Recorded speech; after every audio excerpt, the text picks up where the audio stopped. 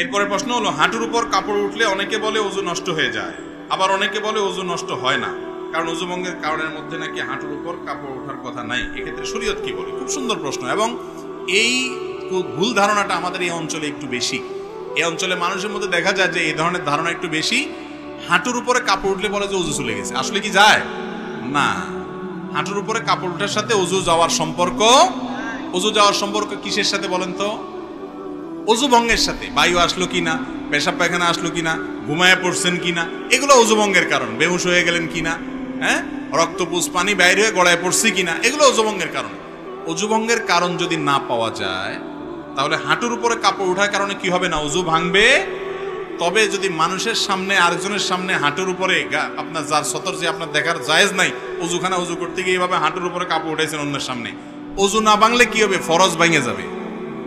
ফরজ ভাঙা বুঝেন কি?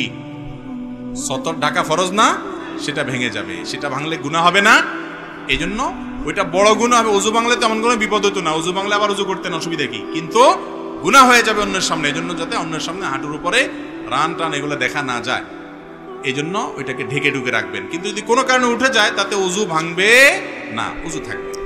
রাতে গাছের